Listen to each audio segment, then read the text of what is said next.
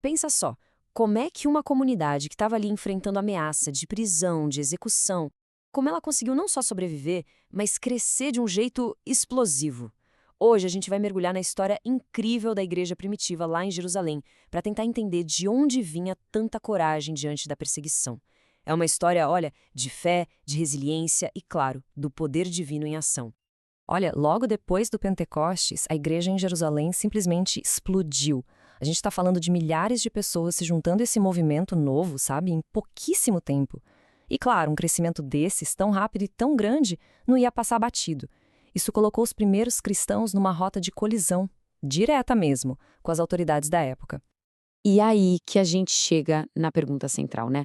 O que acontece quando a fé resolve desafiar o poder? Pois é, quando uma mensagem que transforma tudo ameaça quem está no comando, a perseguição é quase inevitável. E a gente vai ver direitinho como essa tensão toda começou a aparecer. Então essa oposição não vinha de um lugar só, não. A igreja primitiva, coitada, estava sendo pressionada por dois lados bem diferentes e, olha, bem poderosos. O lado religioso e o lado político. E cada um deles tinha seus próprios motivos para querer calar a boca dos apóstolos. E as motivações eram bem diferentes, sabe? De um lado, a gente tinha o Sinédrio, que era a liderança religiosa da época. Eles estavam agindo basicamente por ciúme, porque viam a autoridade deles ameaçada, como está lá em Atos 5.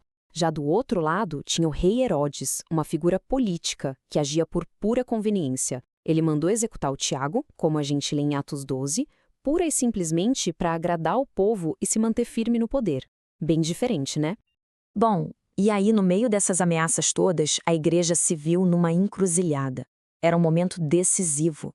Eles tinham que escolher a quem iam obedecer, às ordens das autoridades aqui da terra ou ao chamado de Deus.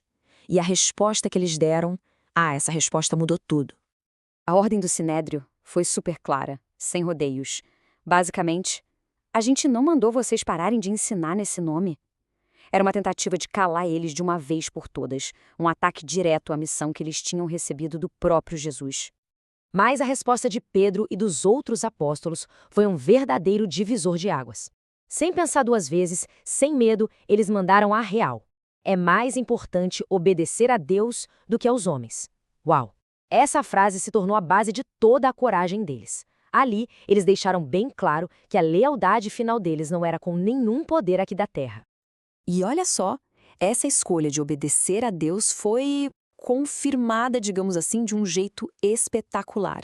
Naquela mesma noite, um anjo simplesmente aparece e liberta eles da prisão. Mas a parte mais incrível foi a ordem do anjo. Voltem lá para o templo e continuem pregando.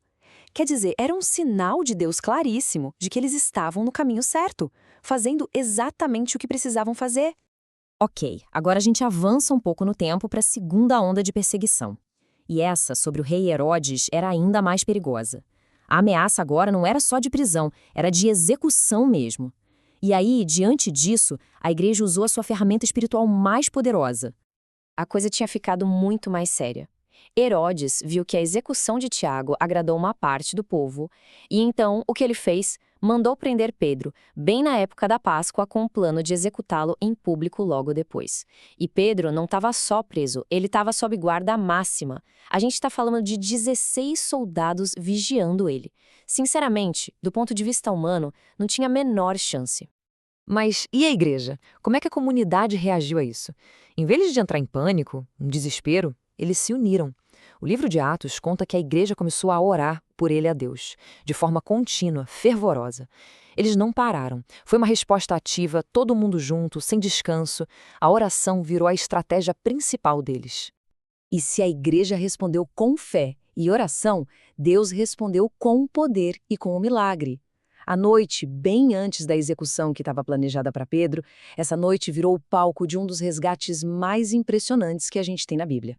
Olha, os detalhes desse resgate são de arrepiar. Imagina a cena. Pedro está lá, dormindo, acorrentado entre dois soldados, e de repente um anjo aparece e o acorda. As correntes simplesmente caem dos pulsos dele. Ele passa pelos guardas, chega no portão de ferro da cidade e o portão se abre sozinho. Isso não foi sorte, não foi coincidência. Foi a resposta direta, milagrosa, às orações que a igreja estava fazendo naquele exato instante. Então, o que a gente pode aprender com essa história incrível de resiliência?